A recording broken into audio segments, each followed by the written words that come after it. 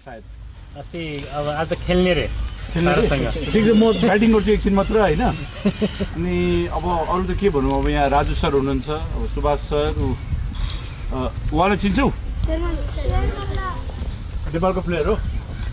world cup खेलेको world cup हेऱ्यो तिमीहरूले शेरमल्ला हो ऊ को त ठिक छ अब तिमीहरूको लागि हिरोजहरू सबैजना यही हुनुहुन्छ नि त होइन त्यसले गर्दा अब पछि अब 2-3 वर्षपछि हामी यता हुन्छ नि त्यसपछि तिमीहरू हुन्छौ तिम्रो नाम के हो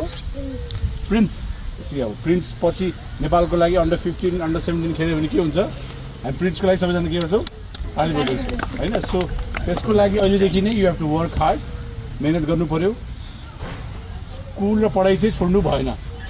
के अरे है म लास्टमा जहाँ पनि जान्छु त्यही भन्छु आफ्नो पढाइलाई चाहिँ सँगसँगै लिएर जाउँ अल द बेस्ट सबै कुरा छ अब नयाँ बलिङ मेसिन पनि आएको छ होइन त त्यसले गर्दा राम्रो गर शुभकामना we wish you all the best and फ्युचरमा अब शेर दाई नारायण दाईहरू जस्तै राजु दाईहरू जस्तै तिमीहरूको पनि अब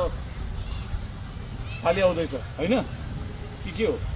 नेपाल टिममा पढ्न कसो इच्छा छ म त बोल्दिनँ मेरो सबैको इच्छा छ नि त होइन सो त्यो ड्रिम लिएर अगाडि बढ्नुपर्छ होइन सुभाष सरले अब 2036 मा नेपालले वर्ल्ड कप जित्ने रे होइन अब खेल्ने त तिमीहरू नै हो होइन त्यसैले गर्दाखेरि सो अल द बेस्ट राम्रो गर शुभकामना है त अब एकछिन ब्याटिङ गर्छु हुन्छ